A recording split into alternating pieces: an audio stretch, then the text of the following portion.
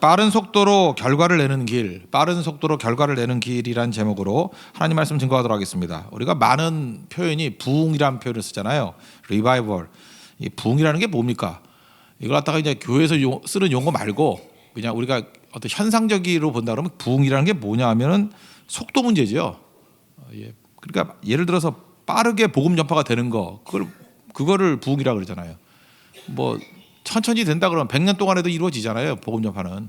근데 100년에 될 것들을 뭐 1년 안에, 어떤 때는 뭐 한 달 안에, 그럴 때를 우리가 부흥이라 그러죠. 그죠? 짧은 시간 안에 빠르게. 그리고 또 하나님께서 빠르게 역사하실 때, 그러니까 부흥을 속도라는 개념에서 보면은, 그러니까 기독교 용어 말고요, 세상적인 시각을 놓고 볼 때는 분명히 속도의 문제라고요. 엄청 빠르게 복음 전파가 되고 엄청 빠르게 하나님이 일하시게 된다라는 것입니다. 사실 부흥이 일어날 때는 왜 우리가 좋으냐 하면요, 속도가 빠르기 때문에 시험 들 시간이 없어요. 그렇잖아요. 막 바쁘니까. 그래서 근심과 걱정할 일이 없어요. 그래서 우리가 근심 걱정하는 사람들이 일하라 그러잖아요. 그럼 근심 걱정이 다 사라지는 건데, 일 안 하고 멍청하게 앉아 있으니까 근심 걱정, 우울증 걸리고 그러는 거죠. 그 얘기 들어보셨죠? 애 4명 이상인 엄마 우울증 안 걸린다고. 지금 우울증이 걸린 이유가 뭐냐? 애가 없기 때문에 그래요. 아니면 하나밖에 없든지, 아니면 파출부가 오기 때문에 뭐 그런 거겠죠. 그러니까 우리가 부흥이 좋은 이유 중에 하나가 뭐냐 하면은 엄청난 속도로 하나님이 일하시기 때문에 이게 뭐 죄질 시간도 없고요, 시험에 들 시간도 없고, 뭐 슬럼프에 빠질 시간도 없다라는 것입니다. 그래서 부흥이 좋은 거죠. 그러니까 부흥을 구해야 된다는 것을 이렇게 현상학적으로도 분석할 수 있다고 생각을 합니다. 오늘 이 관점을 빠른 속도라는 관점에서, 빠른 속도로 열매를 거두고 빠른 속도로 변화가 나타나고 빠른 속도로 결과가 나는 거 좋아하잖아요, 우리 한국 사람들이. 그죠? 그렇다고 그러면 성경적으로 뭐 나쁠 거 없잖아요. 그걸 부흥이라고 정의할 수 있으니까. 오늘 부흥의 조건이 뭘까? 두 사람 만나는 거 나오잖아요. 에디오피아 내시가 나오고, 하나가 빌립 집사가 나오고. 제자 아니고 집사님이거든요. 빌립 집사, 7 집사 중에 하나.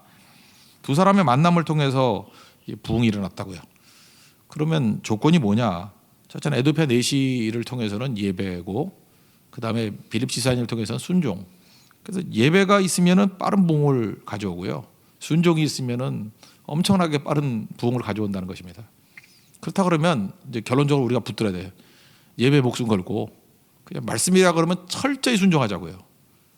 그리고 엄청 빠른 속도로 변화가 돼요, 우리 삶 속에서. 그걸 딴 사람들은 아마 부흥이라 그럴걸요. 저거 엄청나게 부흥이 일어난다, 엄청나게 뭐 부흥이라는 표현 안 쓰면 축복을 받았다 이럴 거라고요. 우리 그걸 붙들자고요. 첫 번째는 예배 붙들어야 됩니다. 예배가 빠른 부흥을 가져온다는 것입니다.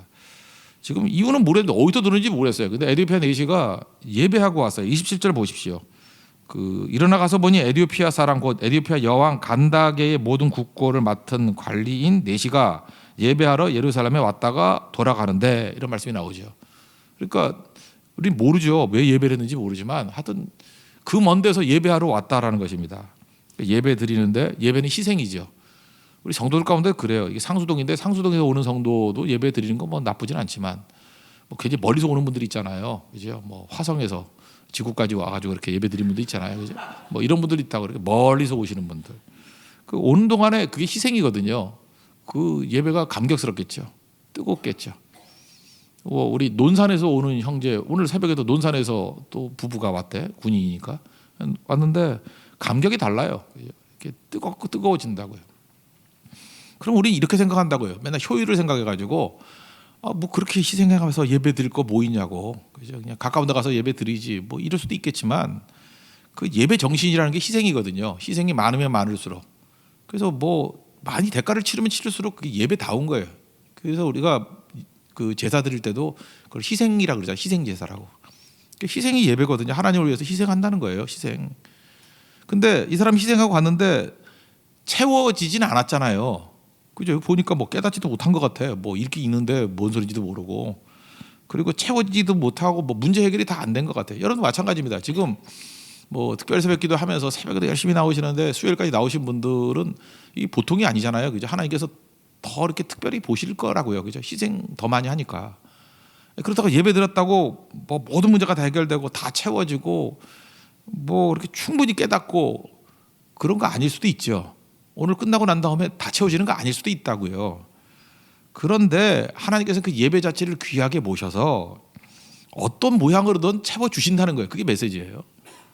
예배 자체에서 채워지지 않는다 할지라도 하나님께서 얼마나 급하셨는지, 야 저거 빈손으로 돌려보낼 수 없어. 그죠? 저거 에디오피아에서 봤는데 저거 어떻게 빈손으로 보내나? 뭐 아마 거기서 뭐 설교를 제대로 못했는지 아니면 거기서 뭐 감동이 없었는지 다 채워진 것 같지는 않아요. 그랬더니 하나님께서 저거 빈손으로 보낼 수 없어. 그래서 하나님께서 특별히 사마리아에서 열심히 사역하고 있는 빌립 지사를 픽업해가지고 야 가서 채워줘라. 그 예배라고요. 그래서 예배 하나만 잘 드리면은 나머지 생각할 것도 없습니다. 하나님께서 절대로 빈손으로 보내지 않아요.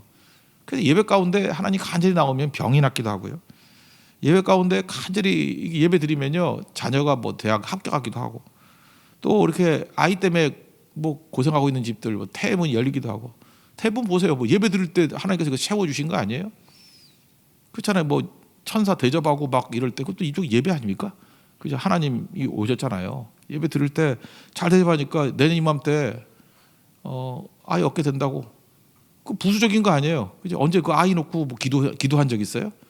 그냥 예배 잘 드렸더니 그 가정에 가장 필요한 문제를 또 채워 주시고 그러지 않습니까? 취업의 길이 막혀 있는 사람 예배만 드려보세요. 또 하나님 그것도 채워 주시고, 결혼의 길이 막혀 있는 사람들 결혼의 길도 열어 주시고, 그러니까 예배자에게 주시는 축복이 있다는 것입니다. 이 에디오피아 내시를 통해서 알 수 있는 게 바로 그거예요. 예배 하나 충만하게 드리면 하나님께서는 절대로 빈손으로 보내지 않는 마음을 갖고 계신다는 거예요. 그렇다 그러면 저는 이제 목사니까 우리 성도들 어떻게 해야겠습니까? 뭐 성도들의 문제가 뭔지를 어떻게 다 알겠어요. 그죠? 이 답답함 또 뭐 한계 이거 어떻게 다 알겠냐고요. 그러니까 딱 하나예요. 예배를 받으시는 하나님께서 예배 잘 영과 진리로 예배 드리는 성도들을 빈손으로 보내지 않는 하나님의 심정을 알거든요. 그러니까 예배 잘 드리면 돼요. 예배에 생명이 있다는 것입니다. 요한복음 4장 13절 보니까 아버지께서는 자기에게 이렇게 예배하는 자들을 찾으시느니라. 그러니까 하나님이 이렇게 서치하면서 누굴 찾아다녀요? 누가 예배자인가? 그 예배자를 절대로 빈손으로 보내지 않는다는 것입니다. 그래서 이게 무슨 일이 벌어질 때를 보면 예배 때 벌어지는 거예요. 예배 때 부르심도 있고 길도 열리게 되는 거고. 우리나라 그 역사, 기독교 역사를 한번 이렇게 생각해 보면요, 그 예배를 통해서 우리나라의 전도가 됐다라고 합니다. 그 이건 역순일 수도 있지만 우리가 예배를 드리니까 우리 뭐 전도지니까 예배는 아니지만 그 스토리를 알려드리면 보빙 사절단이라는 게 있어요. 보빙 사절단 들어보셨어요? 옛날에는 그 외교 사절단을 보빙사라 그랬어요. 보빙사. 요즘에 안 쓰는 한자인데 보빙사. 그래서 외교 사절단 이렇게 번역하면 됩니다. 1882년도에 한국하고 미국하고 통상 조약을 맺었다고요. 그죠? 이렇게 조미 통상 조약이라 그래서 이렇게 문호를 열죠. 예. 연다고요. 뭐 좋은 의미든 나쁜 의미든 뭐 하여튼 한포 사격해가지고 연 거지만 하여튼 조약을 맺어서 이제 미국하고 이제 국교를 맺어요. 그 다음에 1883년도에 보빙사라 그래서 외교사절을 보내는데 그 중에 우리 아는 이름들 민영익, 홍영식, 육일준은 보빙사로 갔다가 보스턴에 머물러서 안 왔어요. 거기서 유학하고 나중에 돌아와요. 그러니까 지금도 똑같죠. 이렇게 뭐 어디 갔다가 미국에 그게 불법 체류가 많은 것 같아. 그죠? 이렇게 남아 있다가 그 불법 체류는 아니겠지. 그때는 뭐 그래도 배우고 다시 돌아온 케이스. 육일준이 이때 보빙사로 갔던 케이스예요. 그 여러 명이 있었거든요. 그래서 그 당시 미국 대통령이 아서라는 대통령도 면담을 2번이나 하고 뭐 그랬다고요. 근데 이 보빙사 중에서 이제 특이한 게 원래 이제 배 타고 가니까 샌프란시스코로 들어갔거든요. 샌프란시스코에서 내려서 이제 기차를 타고 워싱턴으로 가야 되잖아요. 대통령이 워싱턴에 있으니까 기차를 타는데 그 기차를 탔을 때의 민영익의 옆자리가 누구였느냐? 존 가우처라는 목사님이셨어요. 이 존 가우처 목사님하고 옆자리에 앉은 거예요. 그때 이 목사님의 예배 중에 굉장히 그 뭐 큰 교회인가 봐요. 뭐 이렇게 많이 선교할 수 있는 잠재력 있는 교회였는데 기도했대요. 새로운 선교기를 열게 해달라고. 하나님 선교지를 보여달라고. 예배 중에 그죠? 하나님께서 분명히 인도해 주실 줄로 믿습니다 하고 자기가 결정한 게 아니에요. 그냥 하나님 예배드린 가운데 인도해 달라고 하나님의 인도하심을 구했답니다. 그러다가 우연찮게 그 기차에서 만난 거예요. 민영익을. 근데 그 민영기는 또 스토리가 있거든요. 민영기 이 사람 그냥 놔두면 안 되니까 우리에게도 이렇게 고난이나 어려움이 있는 것들도 다 뜻이 있기 때문에 그래요. 이 사람이 갑신정변이라는 거 있었잖아요. 그죠? 갑신정변 할 때 이 사람 뭐 칼 맞고 민영기 누구냐면 명성황후 조카예요. 민씨잖아요. 민씨. 그죠? 민씨. 우리도 민씨 많잖아요. 그죠? 민목사님도 있고 민집사님도 있고 여러 민씨들이 있잖아요. 같은 집안이에요 다. 근데 이게 조카였다고 민영이 이게. 그래서 막 칼질 당하고. 그래서 독일 대사관으로 도망을 쳤어요. 그 아마 한국의 사람이라 그러면 한국 의사들이라 그러면 죽었을 거래요. 왜냐 한국 의사들 가면 뭐 하겠어. 그 뭐 침이나 놓고 뭐 더 아프게 죽지. 그죠? 뭐 우리는 수술법 이런 게 없었잖아요. 그런데 알렌 그 세브란스 알렌이 거기 있었어요. 그래서 알렌이 고쳐줬다고요. 그래서 알렌 때문에 고침 받은 거예요. 그러니까 이 사람이 그게 얼마나 의술이 중요하고 이 교육이 중요한지 이거 자기가 실제로 그게 그 득을 봤으니까. 그래서 존 가우처 목사님하고 얘기를 나누는데 얘기 나누면서 그 얘기했다는 거예요. 조선에서 온 사절단인데 사절단 보빙사인데 뭐 사절단이라고 얘기했겠죠. 엠베서더인데 우리나라 좀 도와달라고. 그러면서 세 가지 요청을 했대요. 학교 좀 지어줬으면 좋겠고 병원 지어줬으면 좋겠고 교회는 이제 마지막에 덤으로 그죠? 미안하니까 교회도 지어줬으면 좋겠다고. 근데 이게 목사님이니까 교회가 먼저 들어오죠. 그래가지고 뭐 이때 이 교회에서 모금하기 시작해서 그 운동 벌였어요. 그래서 일본의 선교사들이 좀 많이 있었는가 봐요. 일본 선교사한테 조사를 보냈어요. 우리나라 조사를 해가지고 보고 받아서 85년도에 온 게 아펜젤러 언더우드 오게 됐다는 계기예요. 이거 자꾸 보면서 우리나라 선교사 처음 오게 됐던 계기가 뭐냐 그러면 존 가우처 목사님 예배 때문이에요. 예배 때문에. 그리고 이건 뭐 굉장히 많은 걸로 해석할 수 있어요. 민영익이 이렇게 칼 맞고 그죠? 또 독일 대사관을 도망치고 알렌 의사를 통해서 회복되고 이런 모든 과정들 이 개인적인 어려움이지만 하나님 나라에 쓰레기통이 없다 그러잖아요. 그거 사용하신 거죠. 잘 사용하셔서 하나님께서 선교의 길을 열어 주신 거 아니겠습니까? 그래 우리도 하나님 앞에서 예배 드리면 돼요. 예배 잘 드리면 내가 계산하지 않은 하나님의 인도하심이 있다니까요. 그래서 여러분들이 예배 드리는 성도들을 통해서 미래를 봐야 됩니다. 하나님이 예배 드리는 사람을 통해서 일하시는 거지. 예배 드리지 않는 사람들은 그냥 엑스트라예요. 엑스트라. 뭐 이렇게 칼 맞는 엑스트라 뭐 이런 거 지키는 거지. 그죠? 뭐 진짜 주도적으로 이렇게 쓰임 받게 하는 사람들은 예배를 통해서 불러 주신다는 것입니다. 그래서 예배는 헛되지 않습니다. 어떤 예배는 헛되지 않아요. 예배 드리는 가정은 살아납니다. 예배 드리는 성도들은 미래가 있습니다. 예배는 역사가 벌어지는 시간이라는 거예요. 에디오피아 내시 보세요. 이렇게 미숙한 초신자인데도 불구하고 하나님 앞에 이렇게 최선을 다해서 예배 드리니까 채워지지 않았다니까요. 뭘 알아요? 뭐 성경도 모르고 이사야 53장 읽으면서 뭔 뜻인지도 모르고 여기서 그가 양이 누굽니까? 뭐 대상이 누굽니까? 고난당할 게 누굽니까? 이거 잘 모르고 묻잖아요. 그러니까 미숙하다 그 정도에 미숙하다. 그래도 하나님께서 놔두지 아니하시고 채워 주시잖아요. 이게 하나님께서 일하시는 내용이라는 것입니다. 그러므로 여기 보세요. 깨우침도 주시잖아요. 그 예배 드릴 때 이렇게 이끌어 주신다는 거예요. 여기 보니까 뭐 잘 알지도 못해요. 그러니까 예배 드리면요, 뭐 채워지지도 않을 뿐만 아니라 오히려 또 시험도 있을 수 있잖아요. 여기도 뭐 시험 든 거지 약간 뭐 목적 이루지 못한 거잖아요. 예배에서 뭐 은혜 받으러 갔을 건데 뭐 다 채워지지도 않고 어려움도 있고. 실제로 뭐 어려움 없습니까? 근데 예배자는요 넘어져도 다시 일어나는 힘이 있어요. 어려운 시험이 와도 시험도 유익이 된다니까요. 그리고 어찌 보면요 영적 싸움이기 때문에 영적 싸움은 삼자 간의 관계라 그랬잖아요. 하나님이 계시고 내가 있고 마귀가 있는데 마귀는 하나님을 공격할 수가 없기 때문에 이건 싸움이 되질 않아요. 그래서 마귀가 하는 일은 나를 공격하는 거예요. 망하게 만들려고. 목적은 망하게 만들려고. 그러니까 영적 싸움이라는 게 뭐예요? 마귀가 나 공격하는 게 영적 싸움이에요. 영적 싸움이 뭐예요? 마귀가 나 망하게 만들려는 게 영적 싸움이야. 그러니까 영적 싸움은 그냥 놔두면은 우리 망해요. 우리 다 죽게 돼 있다고. 그 영적 싸움 무서운 거예요. 그런데 우리에게 예수 그리스도를 보내주셔서 기도할 문을 열어주셨잖아요. 예수의 이름으로 하나님께 구하면 기도하면 하나님이 대신 싸워주셔요. 그럼 백전백승이에요. 마귀는 절대 하나님을 못 이겨요. 그래서 예수 믿는 성도들은 영적 싸움을 즐긴다니까요. 왜냐하면 싸움은 있는데 이겨요. 그거죠. 싸움은 있는데 이긴다고. 그게 영적 싸움의 본질이라는 것입니다. 그래서 우리가 시험 당하고 뭐 넘어지고 한다는 것은 사실은 살아있다는 뜻이에요. 약간 고달프긴 고달프죠. 막 공격을 하니까 전쟁이 고달프죠. 근데 그 어떻게 고달프지만 승리하는 거예요. 이기는 거라고요. 이런 예를 좀 지저분한 예를 하나 든다 그러면요. 대부분의 남자들은 무좀이 있습니다. 무좀이 왜냐하면 군대 가서 주로 많이 걸리는 것 같아요. 군대 가서. 그래서 이 무좀균이 참 무서운 균인 것 같아요. 그래서 이게 아무리 약을 발라도요. 이게 또 생기고 또 생기고 무좀균이 이게 굉장히 깊이 들어가 있는가 봐요. 그냥 어떤 사람은 우리 교육자 중에 어떤 분은 피가 나는가 봐. 그래서 약을 두 종류로 바르더라고. 피 날 때 바르는 거와 또 라미실인가 그 위에 또 바르고 뭐 한미약품에 나온 것도 뭐 신제품이 있대. 하여튼 무좀약에 대해서 잘하는 분은 무좀으로 무지하게 고생하는 분이에요.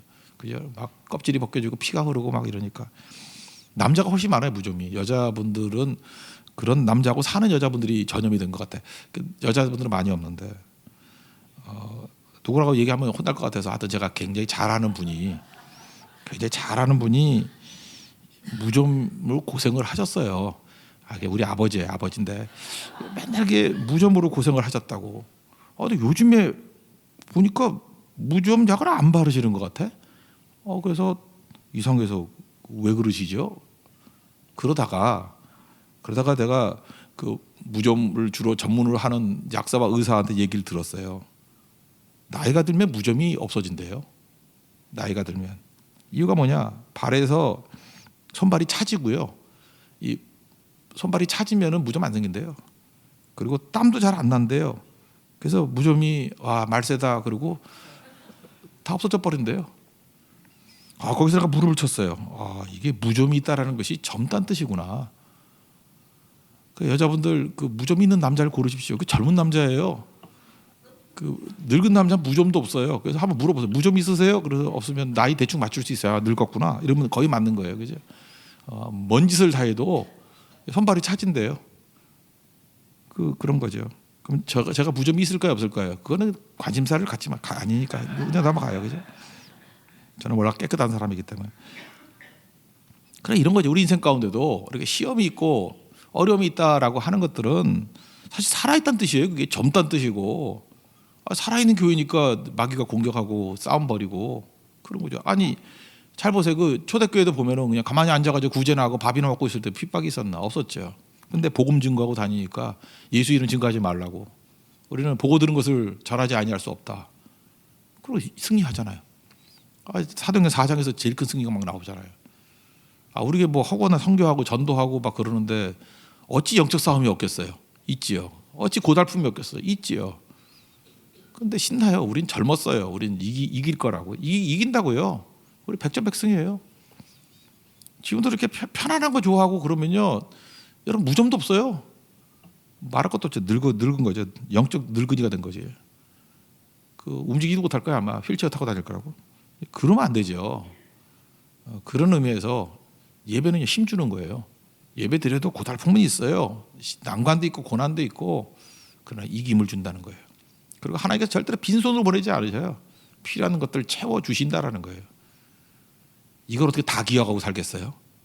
잊어버려도 돼요. 한 가지 예배 목숨 걸자는 거예요.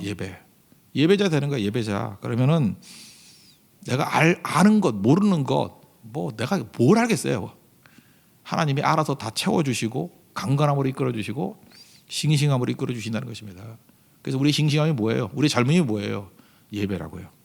예배가 살아있으면 교회가 살아있는 교회가 되고, 예배가 싱싱하면 젊은 교회가 되고, 예배가 살아있으면 비로소 악한 마귀가 두려워 떠는 그런 강력함이 임하는 교회가 된다는 것입니다. 여러분 삶 속에서 예배를 최우선으로 두고 여러분 가족들이 예배자 되는 것을 목표로 삼으십시오. 우리가 선교 갔을 때도 예배할 때 마귀가 제일 무서워하잖아요. 예배가 무기인지 몰랐어요. 내가 그냥 우리끼리만 하고 파송인 줄 알았는데 아니에요. 선교지 가서도 예배를 통해서 하나님께서 놀라운 일들을 이루시고, 예배 끝나고 돌아오니까 하나님이 그들을 빈손으로 놔두지 아니하시고 다 채우시더라고요. 이 옆에 넷이 이거 초신자 아니에요. 뭘 알았겠어요. 근데 하나님이 알아서 채우시잖아요. 우리 예배 드리고 왔던 선교지 한번 보십시오. 우리가 돌아오고 난 다음에도 하나님 이 모양 저 모양으로 막 채워주시는데 우리가 입이 벌어질 정도예요. 와, 하나님 저렇게 일하시고 계시는구나. 저렇게 채워주시고 계시는구나. 그게 예배입니다. 예배라는 부흥의 빠른 길을 붙들 수 있는 우리 하나님의 거룩한 백성 되기를 바랍니다. 두 번째로는 이제 시각을 빌립 집사님으로 바꿔보자고요. 빌립 집사님이 이렇게 부흥을 일으켰던 이유가 뭐냐면 이분은 진짜 순종의 어떤 농축액 같아요. 그게 빌립 집사님에서 여러 사람의 얼굴이 보이는 거예요. 하여튼 성경에 나오는 순종의 여러 스펙트럼이 쫙 보여요. 그 몇 가지를 본다 그러면은요. 여기 보세요. 지금 그 앞부분에 읽지는 않았지만 8장 5절부터 이렇게 쭉 보면 빌립이 사마리아 성에 내려가 그리스도를 백성에게 전파하니까 그 빌립의 말을 듣고 행하는 표적도 보고 한 마음으로 그가 하는 말을 따르더라. 많은 사람에게 붙었던 더러운 귀신들이 크게 소리를 지르고 나가고 많은 중풍병자와 못 걷는 사람이 나으니 그 성에 큰 기쁨이 있더라. 이게 무슨 얘기예요? 빌립 지사님을 통해서 사마리아에 큰 부흥이 일어났다는 거예요. 막 엄청난 부흥이. 그럼 여러분 같으면 어떤 느낌이 있어요? 이렇게 부흥이 잘 되면은 거기서 계속 하고 싶겠죠. 안 그래요? 부흥이 일어났는데 재밌잖아요. 부흥만큼 재밌는 게 어딨어, 그죠? 인풋의 아웃풋이 막 눈에 보이는데 이거 뭐 신나는 거죠. 그런데 하나님께서 그 잘 되는 곳에서 야 잠깐 스톱하고 저기 남쪽으로 내려가 그런다고요.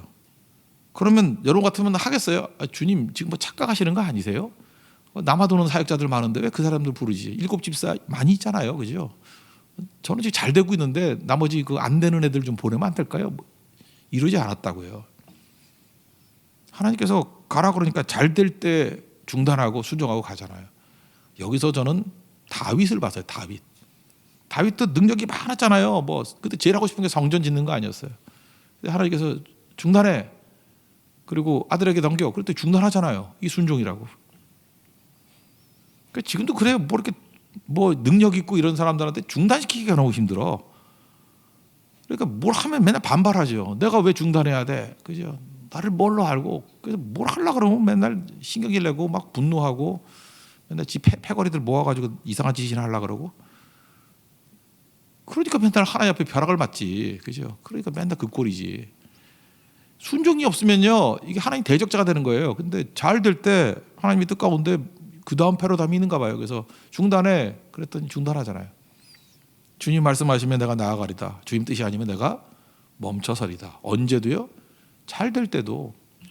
우리는 벌써 주님의 말씀 따라간다 그러는데 대부분 환경 따라가. 뭐 이게 주님의 뜻이 아닌가 봐. 그래서 왜 뭐 음성을 들었냐? 그럼 그것도 아니래. 안 되는 거 보고. 그 안 되는 건 두 종류일 수 있거든요. 물론 뭐 떠나가라는 뜻도 있겠지만 인내하면서 버티라는 뜻도 있는 건데 차이적으로 생각하잖아요. 여러분 안 되는 데만 계속 옮겨 다니면은 계속 안 될 거예요. 하나님이 안 되는 걸로 인도하시니까. 근데 잘 될 때에도 하나님의 음성과 하나님 앞에 순종하면 하나님께서 쟤는 믿을 만한 애야. 아무리 부어줘도 참편의 무게를 견딜 수 있는 애야. 축복의 무게를 견딜 수 있는 애야.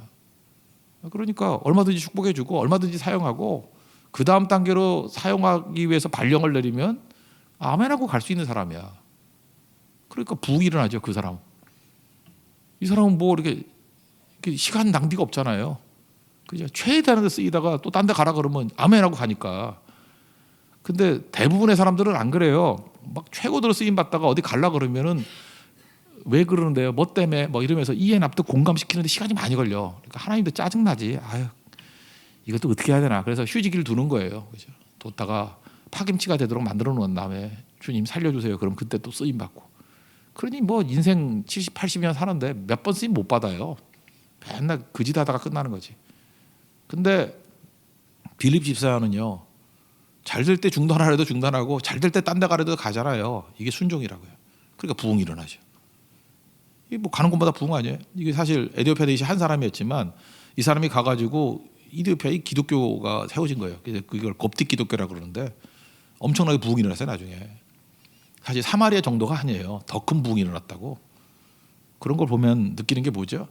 하나님이 일하시는 건 정말 순종하는 자를 통해서 일하시는구나. 그러니까 여러분도 지금부터 뭘 배워야 되죠? 순종을 배워야 됩니다. 그래야 부흥이 뭔지를 알게 된다는 거예요. 또 한 가지 순종의 내용을 본다 그러면 아브라함의 냄새가 나요. 여기서 이제 다윗 냄새가 나잖아요. 이게 잘 될 때 가라도 가고. 또 하나는 이제 아브라함의 냄새가 나요. 이거 스펙트럼이 다 나온다니까. 다윗, 아브라함. 아브라함의 특징이 뭐예요?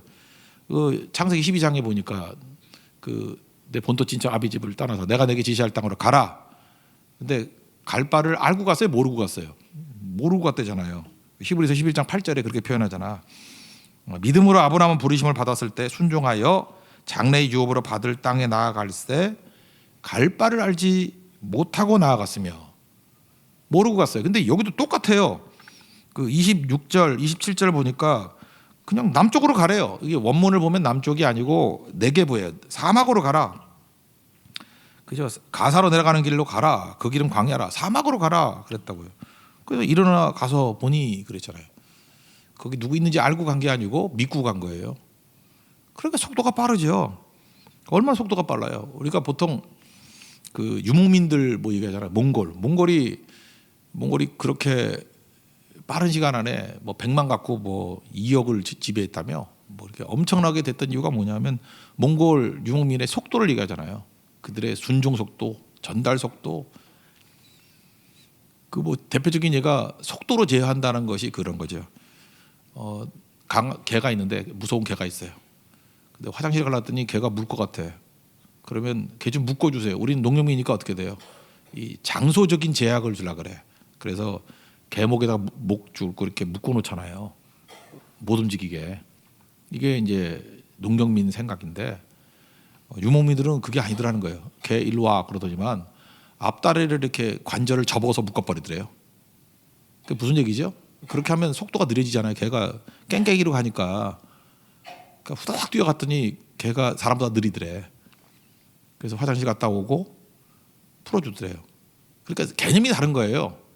유목민의 개념은 속도를 제어하는 거고 마음껏 뛰라고 장소적인 제약이 없어요. 근데 하나님은 유목민의 하나님인 것 같아.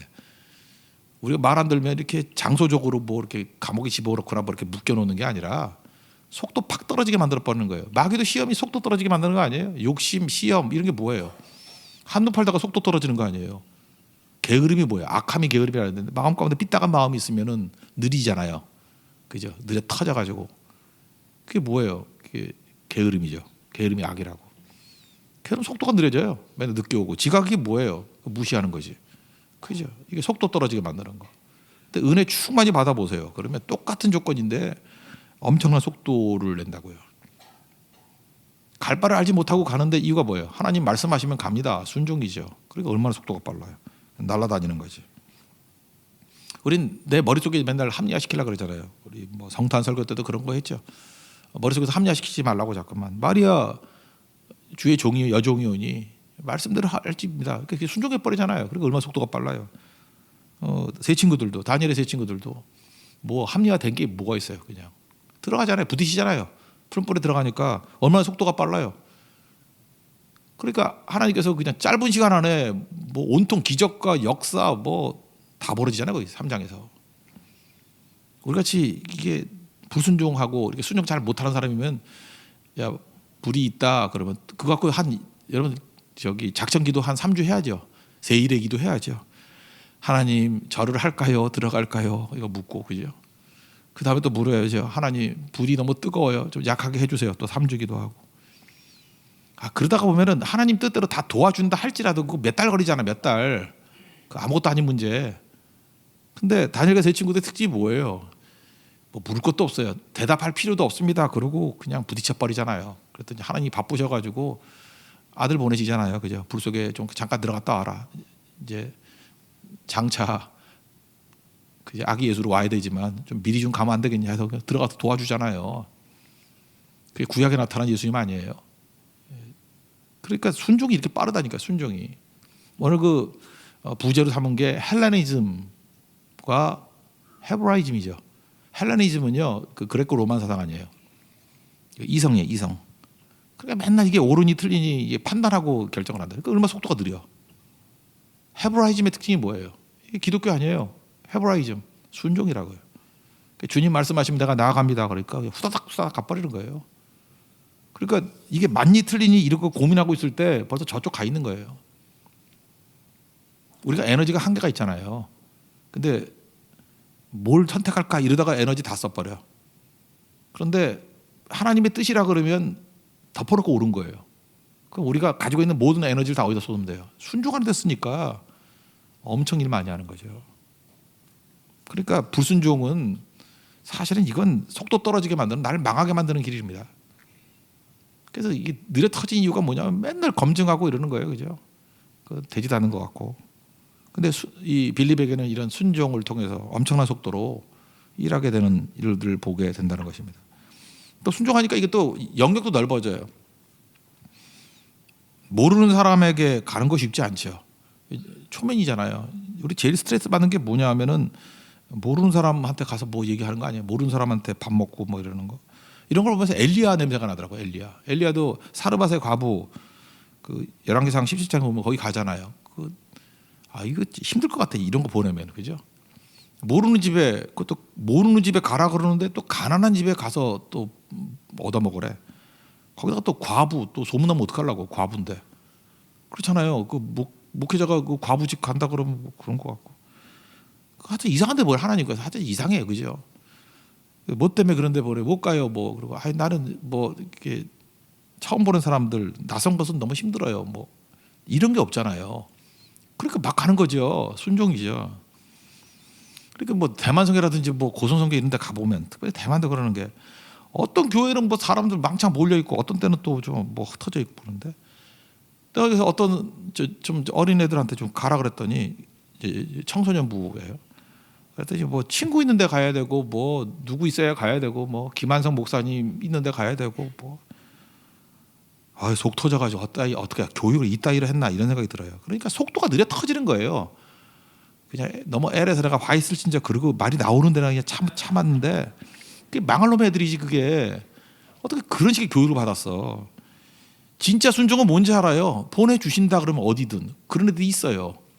이건 좋은 거. 이거 주리 같은 애. 걔 내가 어디 갔더라 그래. 내가 어디든 가라 그러니까 간대. 오늘 아침에 집사님들 보셨죠? 증명하면 여기다 몇 명이 끄떡끄떡 하잖아. 보신 분도 있어요, 그죠?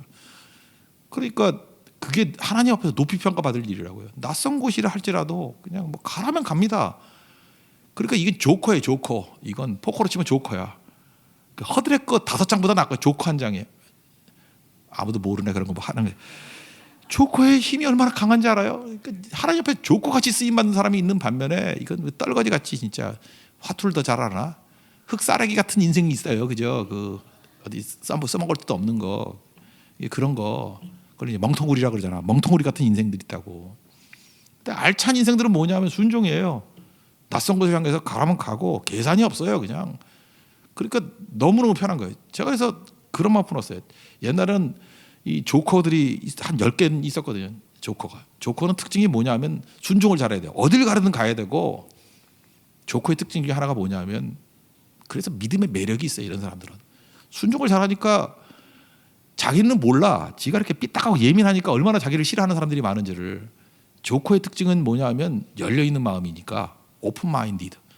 그러니까 사람들이 매력이 있고요. 그런 사람은 항상 웃고 다니고 하니까 남자면 여자들이 따라다니고 여자는 남자들이 따라다니고 막 이래요. 그래서 그런 조커들은 어디 하나 집어넣으면 또 사람이 몰려 거기. 이번에도 보세요. 용광로 뭐 8명밖에 안 된다 그러는데 내가 조커 2장을 집어넣었거든. 거기 조커 2장을 집어넣었는데, 한 사람은 얘기하면 교만할까 봐 얘기 안 할게요. 조커 2장을 집어넣었어요. 이제 두고 봐요. 용광로가 10명으로 끝나나. 아니지요. 좀 벅적벅적해서 20명이 넘을 수도 있어. 왜냐하면 그 사람들은 사람을 끌은 사람들이거든. 왜 그런지 알아요? 순종하니까 매력도 있잖아요. 근데 늙어가면서 말 더럽게 안 들어, 진짜. 뭐 가래서 안 간다 그러고 요리 빠지고 저리 빠지고 피하는 길만 배워가지고. 그러니까 내가 그래서 질문하고 싶어요. 무좀도 없죠? 내가 물어보고 싶어요, 그죠? 무좀균도 피하는 인생이 된다고, 그죠? 무좀도 안 걸리는 인생. 더 하면 안 될 것 같아요, 그죠? 순종, 낯선 곳을 향해서 나아가는 이 순종이 있으니까 얼마나 넓어집니까? 그러니까 크게 쓰임 받는 거죠. 그리고 또 한 가지는 전도자서 준비가 잘 돼 있어요. 이게 순종이죠. 순종이라는 게 뭐 딴 게 순종이에요. 내가 언제든지 하나님 앞에 쓰임 받는다 그래서 예비하고 준비하는 거죠. 소망에 관한 이유를 묻는 자들에게 항상 그 대답할 것을 준비하고. 그죠? 베드로전서 3장 15절 나오잖아요. 준비하고. 여기서 이제 묻잖아요. 에디오페네시가 물을 때, 그 이사야서 53장을 기초로 해서 예수님까지 다 소개할 수 있는. 꼭 우린 그래요. 뭐 전도하려 그러면 이번에 좀 준비할 걸, 맨날 뭐 안 했, 뭐 맨날 이래. 성교 가서도 이럴 줄 알았으면 뭐 그럼 내가 묻고 싶어. 이럴 줄 몰랐어요? 이럴 줄 몰랐냐고. 그러니까 그 어리석은 거죠. 그게 게으른 거죠. 순종은 그런 거예요. 분명히 하나님께 나를 통해서 일하신다는 걸 알기 때문에 순종하면서 준비하는 거예요. 준비하는 종들이에요. 다 준비하는 종들이라고. 그리고 이건 전염돼요. 순종은 전염돼 가지고 빌립 집사님하고 좀 오래 있었더니 이 에디오피아 내시도 얼마나 속도가 빠른지 그 36절 보세요. 길 가다가 물 있는 곳이 있으니까 나는 목마른 줄 알았어요. 저같이 목마른 줄 알고 여기 물이 있으니 여기서 세례를 받음에 무슨 거리낌이 있느냐. 그래서 즉시 세례 받잖아요. 그 즉시 세례 받고 물에서 올라왔더니 그죠? 주의 영이 함께했다는 거죠. 그래서 각각 흩어지고 미련도 없고 그냥 비전이 보인 거죠. 빌립은 빌립대로 사역하러 갔고 에디오피아 내시는 가가지고 이디오피아의 부흥을 위해서 쓰임 받은 거죠. 이게 순종이에요. 이게 지금 뭐 일사천리로 어마어마한 일들이 벌어지지 않아요? 부흥은 왜 안 일어나죠? 그놈의 순종이었기 때문에 그래요. 맨날 그냥 삐딱해가지고 이러는 거. 우리 이런 모습들을 봐야 됩니다. 아까도 그 전도자의 모습에서 바울을 느낄 수 있죠. 바울을 느낄 수 있고, 그죠? 낯선 곳에 향해 나갈 때는 엘리야를 느낄 수 있고, 갈 바를 알지 못하고 가는 것에서는 아브라함을 느낄 수 있고, 그렇잖아요. 뭐 또 첫 번째 뭐였죠? 하여튼 뭐 좋은 거 다 다윗, 잘 될 때도 떠나는 거. 잘 보세요. 뭐 이 정도면 다윗, 아브라함, 뭐 기레상 같은 사람 아니야? 엘리야, 바울. 이거 다 엎어치기 합쳐놓은 것 같은 게 빌립 집사예요. 우리는 이거 알았으니까 여기다가 더 합쳐가지고 우린 7가지 무지개색으로 느낌이 오면 좋겠죠. 순종. 여러분 순종하십시오. 순종의 반대말 잡종입니다. 잡종신앙 갖지 말고 순종 잘해서 순종신앙 갖는 우리 믿음의 종 되기를 바랍니다. 자리에 일어나겠습니다. 주님 말씀하시면 내가 나아가리라.